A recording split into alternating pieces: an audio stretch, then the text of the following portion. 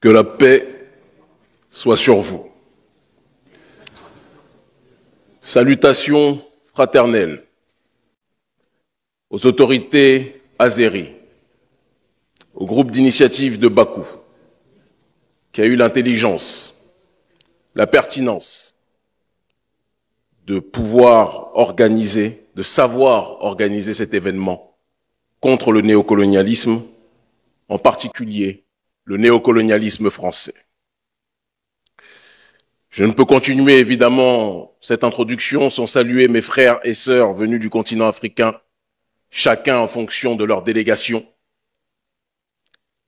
J'attends peut-être il y a encore du bruit pour que nous puissions bien nous entendre. Je les salue parce que je sais à quel point il est difficile parfois d'être sur le continent et de devoir faire des millions de kilomètres pour parler de nos causes, alors que parfois nous aimerions être dans nos propres pays pour régler nos problèmes par nous-mêmes, parce que c'est la vocation de l'autodétermination et de la décolonisation, c'est d'être dans une démarche de souveraineté et de prendre à bras le corps le combat pour l'indépendance de nos populations sur nos sols. Mais si nous sommes obligés de nous déplacer aussi loin, c'est parce que bien souvent, à l'exception de quelques pays comme les pays de l'AES, le Niger, le Mali et le Burkina, que je vous demande d'applaudir fortement s'il vous plaît, malheureusement, bon nombre d'autres pays sont, en ce qui concerne les questions relatives à la décolonisation, encore à la traîne.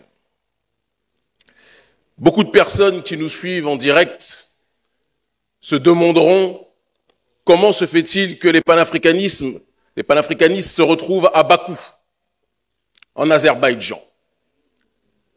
Je comprends leur surprise, je comprends leur étonnement, et parce que des millions de gens nous suivent sur les réseaux sociaux, il est important aussi de faire de l'éducation.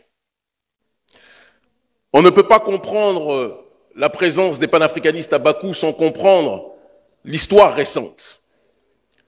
Du côté de l'Azerbaïdjan, évidemment, outre le fait que cet auguste pays a abrité et a dirigé le mouvement des non-alignés, ce qui pousse ce pays plus que jamais à se préoccuper des questions relatives à la décolonisation, parce que nous sommes objectifs et parce que nous sommes lucides. Nous savons aussi que l'Azerbaïdjan est profondément lassé et fatigué de l'arrogance française qui passe son temps à donner des bons points de droits de l'homme, des bons points de valeur de respect de l'être humain à tous les pays, alors que la même oligarchie française elle-même ne respecte jamais les droits de l'homme lorsque cela concerne les populations noires sur le continent ou dans la diaspora. La France, on a vu son comportement lors de la question du Haut-Karabakh, mais cette même France, lorsqu'il s'agit de l'indépendance des pays d'Afrique francophone, lorsqu'il s'agit de l'indépendance de la Guadeloupe, de la Martinique, de la Guyane, de la Nouvelle-Calédonie, de la Réunion, cette France oublie complètement la notion de droit de l'homme et de droit à l'autodétermination. Mais si l'on rentre en profondeur maintenant et que l'on se pose la question pourquoi les panafricanistes se retrouvent à Bakou, on ne peut pas saisir la dynamique présente sans se tourner vers le passé et comprendre les mécanismes du commencement. L'effondrement du mur de Berlin a changé profondément la face géopolitique du monde. L'effondrement du mur de Berlin a laissé le capitalisme se présenter comme le dogme économique, politique et sociétal absolu, connaissant par la suite, au XXe siècle, l'ultime forme de capitalisme que l'on appelle le néolibéralisme, qui lui-même s'est décomposé en deux parties de manière bicéphale, le néolibéralisme économique et sociétal. Si nous sommes nombreux dans le Sud global à dénoncer le néolibéralisme économique, nous constatons qu'une grande partie des nations de l'humanité n'ont fait qu'incorporer à leur corps défendant cette doctrine économique comme la doctrine économique normative. et c'est un problème. Mais un néolibéralisme encore pire que celui-ci a émergé, s'est constitué, est devenu une religion d'État pour l'oligarchie occidentale. Et ce néolibéralisme, c'est le néolibéralisme sociétal. Ce que certains appellent l'American Way of Life. Ce que certains appellent le mode de vie occidental. L'occidentalisation des mœurs, l'occidentalisation de la société, l'occidentalisation de la vie politique. Et cette arrogance, à travers justement la propagation de ces valeurs occidentales, a fini par heurter une grande partie de l'humanité qui n'acceptait pas que l'on vienne leur dire ce qui était bon ou mauvais dans le cadre de leur réalité. Et c'est à cette croisée des chemins que les panafricanistes et que des pays comme l'Azerbaïdjan se retrouvent.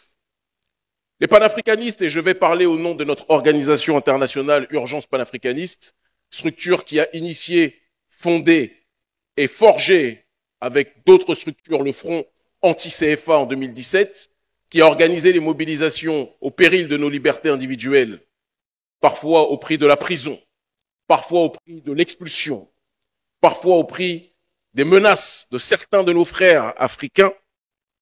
L'ONG Urgence panafricaniste a enclenché un processus de résistance au sein des masses en Afrique francophone et dans la diaspora, dans les territoires d'outre-mer. Et cette ONG que je préside a compris la nécessité d'être présente à chaque endroit où le colonialisme était critiqué. Que ce soit pour des raisons sincères ou que ce soit pour des raisons, dirons-nous, opportunes. Toujours est-il que toute personne et toute nation qui a décidé de s'opposer au néocolonialisme nous a trouvés, nous trouve et nous trouvera comme partenaires. Nous sommes à une période de l'histoire précise où le Nord global est en train de perdre profondément son influence. Parce que le Nord global a vécu dans une sorte d'autisme géopolitique, en croyant qu'ils étaient les seuls capables de pouvoir donner une direction au reste de l'humanité.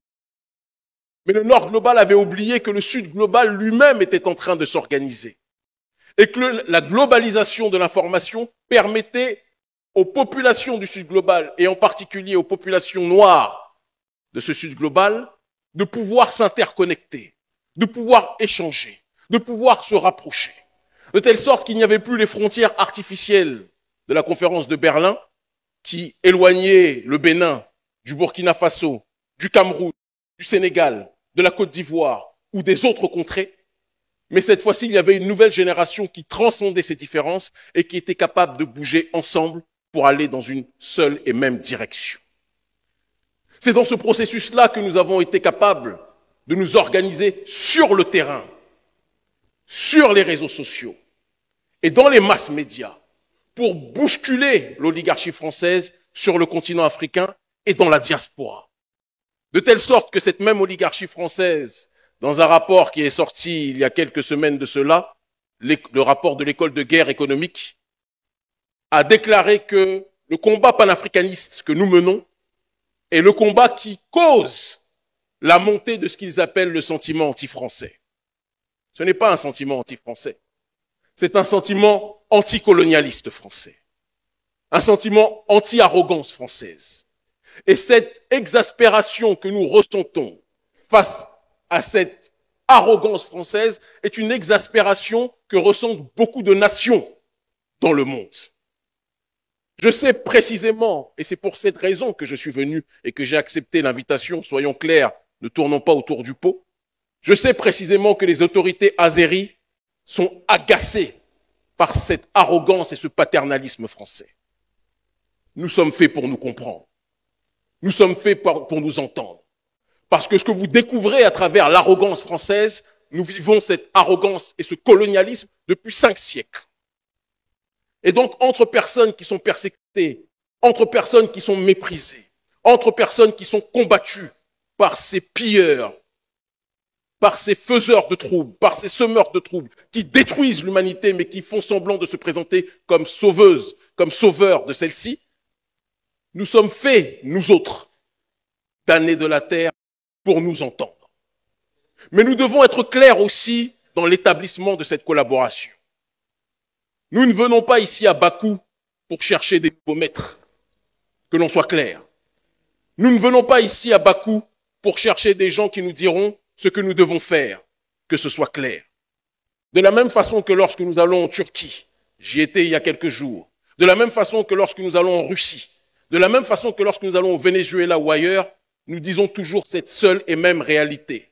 Si vous cherchez en Afrique des partenaires réels pour bousculer l'oligarchie occidentale, vous avez trouvé en nous des partenaires qui relèvent de l'idéal. Parce que, même sans soutien, depuis des années et des années, nous menions ce combat contre ce néocolonialisme, sous la forme du néocolonialisme économique, à travers la lutte contre le franc CFA, sous la forme du néocolonialisme militaire, à travers la lutte contre les bases militaires, sous la forme du néocolonialisme structurel, à travers la cooptation de dirigeants africains par l'oligarchie française. Nous menions ce combat à l'époque où aucun pays ne s'intéressait à notre lutte. Et nous menons ce combat plus que jamais aujourd'hui, à une heure où bon nombre de pays ont compris l'importance d'accompagner la résistance africaine de fond comme de forme.